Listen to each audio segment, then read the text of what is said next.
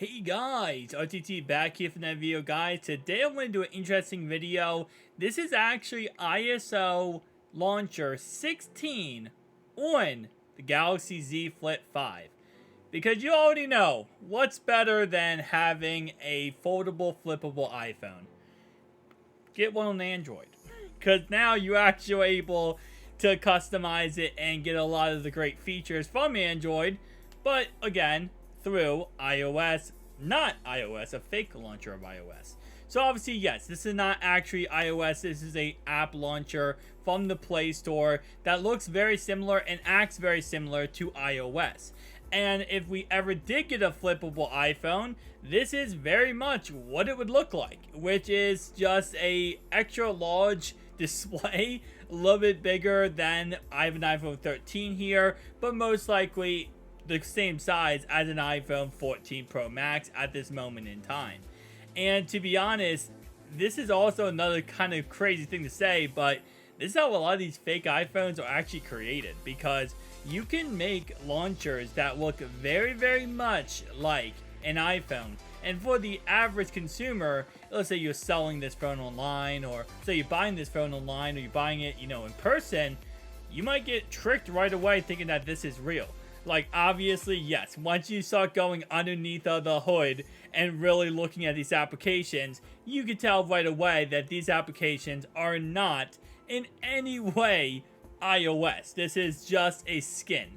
But again, like I said, if you're posting this online, and obviously, no one's gonna think using a Z Flip 5, but if you post online with just a normal iPhone that's fake iPhone clone, yeah, you could kind of probably get away with that. I'm not gonna lie, it's actually very, very convincing. Now, with this iOS 16 launcher, you get a couple cool things. First off, as you probably already see in this video, you get the dynamic island at the very top there.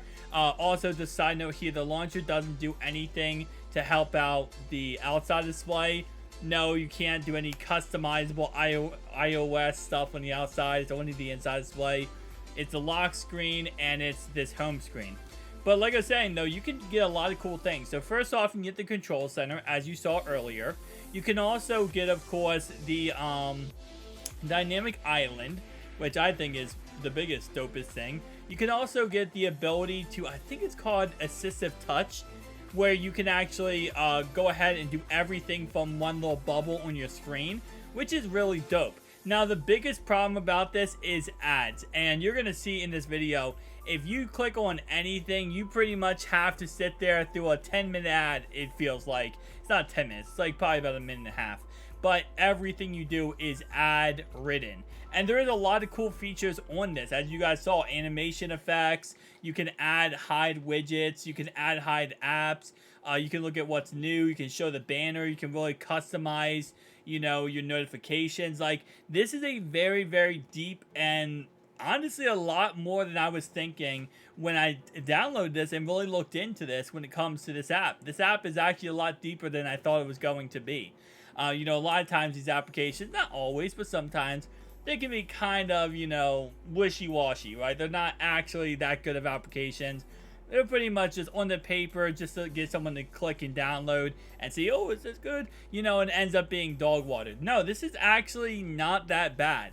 Now, again, like I said, you're just really fooling somebody with this app. You're not actually getting iOS, and you're not going to get in that ecosystem at all through this app launcher. But again, like I said, just for like the cool aesthetics of how it looks, I will say overall it's not really that bad. But yeah, so you can see right here, I mean, you can't really do anything in this app without going through an ad, and that's how they keep it free. At the end of the day, these applications, a lot of these applications are ad-ridden because that's how they keep it free, is by just adding a crap ton of ads, and then, they make their money that way. But overall, guys, not a bad launcher. Very interesting launcher. I've showed this off on a couple of different phones now, so I wanted to show it off on the Z Flip 5, as I feel like this is like the best launcher to do it on. But I'll see you guys in the next one. Peace out.